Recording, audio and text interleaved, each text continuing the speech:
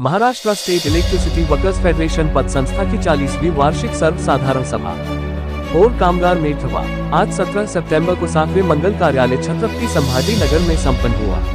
का कृष्ण हो और सर चिटनेस वर्कर फेडरेशन ने कहा, इस देश में मोदी जी जो कर रहे हैं उसके बारे में जनता को बताया कि मोदी जी इस देश को कैसा चल रहे हैं, जो कि हर चीज बिजी जा रही है और इस देश के युवाओं के लिए कोई जॉब नहीं है, कोई नौकरी नहीं है। इस देश में बेरोजगारी हो गई और शेतकारियों को बहुत परेशानी हो रही है, आत्महत्या कर रहे हैं शेतकारी।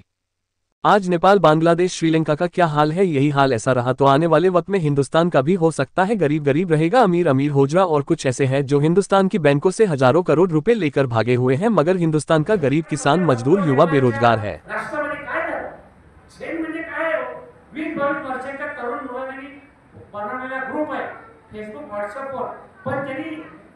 देशाच्या राष्ट्रपतीला पंतप्रधानांना अपदस्थ केलं, एवढी शक्ती तरुणांमध्ये आहे। ते का होत आहे जगामध्ये?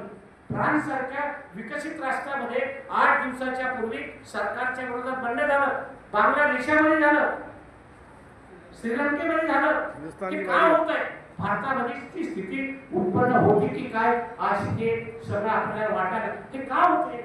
सरकारची जी संपत्ती आहे तुमच्या पैशातून निर्माण झाली, सार्वजनिक उद्योग, नवरत्न कंपनी ह्या नवरत्न कंपनी आहे, भारत पेट्रोलियम कॉर्पोरेशन, ओएनजीसी, हे सर्व नफ्यातले उद्योग अदानीच्या, अंबानीच्या, टाटा, रिलायन्स, गोयलच्या खिशात घातले जात आहे।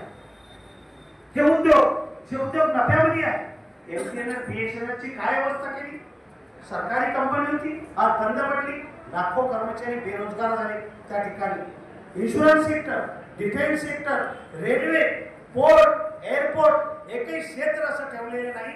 मोदी साहेबांनी सर्व विकायला काढलेलं आहे। विस्ताराने शर्माजी बोलतील, म्हणजे इतकी भयानक परिस्थिती ज्या देशामध्ये, जगामध्ये चायना नंतर लोकसंख्या भारताची होती, आता भारताची लोकसंख्या जास्त आहे, चायना मात्र डेव्हलप झाला, घराघरामध्ये उद्योग निर्माण केले, रोजगार निर्माण केले आणि चायना अर्थव्यवस्थेमध्ये पुढे गेला। आपला देश महिन्याचा 3000 रुपये खर्च, म्हणजे 36,000 खर्च त्याला वर्षाला तो येणार आहे, कुठून तो देणार आहे? म्हणजे किती भयानक विषमता होणार आहे। तुम्ही शिकलत नाही पाहिजे, तुम्ही शिकता कामा नाही, तुम्ही अडाणी राहिले पाहिजे, सरकारच्या धोरणावर तुम्ही टीका केली नाही पाहिजे, अशा पद्धतीचं मायक्रोवेव्ह मध्ये नियोजन आताचं सरकार करत आहे। आणि आपण जाती जातीमध्ये, धर्माधर्मामध्ये एवढे विभागले गेलेलो आहोत की आपल्याला अंधकारात ढकलले गेलेले आहे। आपण जागरूकपणे याचा विचार केला पाहिजे। भारताचं संविधान सार्वभौम आहे, जगामध्ये सर्वात मोठी सशक्त लोकशाही भारतामध्ये आहे आणि अशा लोकशाहीवादी राष्ट्रामध्ये तुमच्या मतदानाची जर चोरी व्हायला लागली तर काय शिल्लक राहील? ब्युरोक्रॅट्स, जज हे दहशतवादी काम करत असेल तर भारताची लोकशाही संपून भांडवलशाहीकडे वाटचाल करतो की काय? एवढं भयानक अवस्था या राज्यामध्ये आहे आणि त्याचाच परिणाम वीज उद्योग हा विकण्याकडे वाटचाल सुरू आहे। आज या उद्योगाला वाचवण्याकरता, याचा महसूल वाढवण्याकरता आता परिश्रम कर्मचारी, अभियंते, अधिकारी करतात।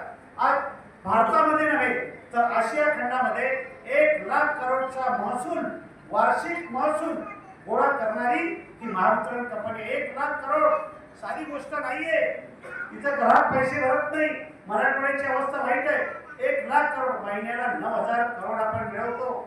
मग एवढा महसूल आपण महावितरण कंपनी मिळवतो, तर मग का महावितरण कंपनी लॉस मध्ये आहे? त्याचं कारण असं आहे, जो काही महसूल आपण 100 रुपये जर मिळवले, 87 रुपये फक्त वीज खरेदीवर खर्च होतो आणि वीज खरेदीवर खर्च 87 रुपये झाल्यामुळे 13 रुपयामध्ये कर्मचाऱ्यांचा पगार, कॉन्ट्रॅक्टरचा लेवल, नवीन वस्तू खरेदी करणं आणि म्हणून लाईन स्टॉपला कटआउट भेटत नाही, कुछ वायर भेटत नाही।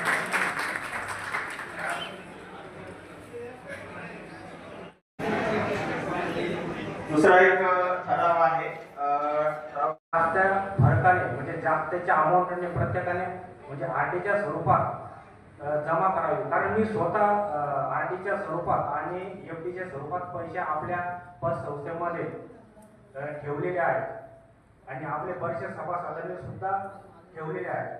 कारण आपल्याला बँकेत जर आपण ठेवले तर आपल्याला बँकेत 7-7.5% वरती व्याजदर आपल्याला मिळत नाही आणि आपले जे पैसे आहेत, तुम्ही आज आले तुम्हाला इमिजिएटली 5 ते 10 मिनिटांमध्ये तुम्हाला चेक देऊन तुमचे पैसे तुम्हाला वापस दिले जातात। तरी सर्वांना विनंती आहे की जास्तीत जास्त सेव्हिंग करण्याचा प्रयत्न करावा, ही सर्वांना मी विनंती सभासद व्हावं असं मी त्यांनाही आवाहन करतो. आणि आपण सुद्धा या संस्थेचं कामकाज आणि सामील आपले सभासद कसे वाढवतील हे जे आपण लावलेलं रोपट आहे तो लोन दिलं तर ते लोन त्याच्या वेतनातून कपात झालं पाहिजे, हा त्याच्या मागचा उद्देश आहे. म्हणून आपण किंवा बाहेरच्याला आपण हो काही हो, कारण या संस्थेचा कारभार म्हणजे आम्ही बोलण्यापेक्षा जी आकडेवारी मांडलेली जी आवाजात तुमच्या समोर ठेवलेलं आहे हे तर तुम्हाला दिसतंय ना. कारण अशी आपल्या मराठवाड्यात एकही पतसंस्था नाही की जिथं कॅश क्रेडिट नील आहे. ही आपली एकच पतसंस्था आजच्या घडीला की त्याच्यावर कुठलंही कर्ज नाही, बँकेचं कुठलंही कर्ज नाही.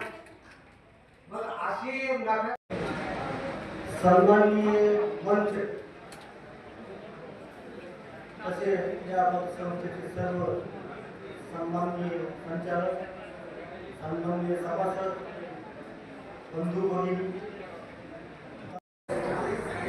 काम केलं होते पण 3 वर्षामध्ये एकही काम केलं नाही. 40 दिवस 2005 महिन्याचा आहे, युनियनवाले काहीच काम केलं नाही. फक्त आश्रय देता, फक्त एक रुपयावर लिहून घेतलं पण काहीच काम केलं नाही.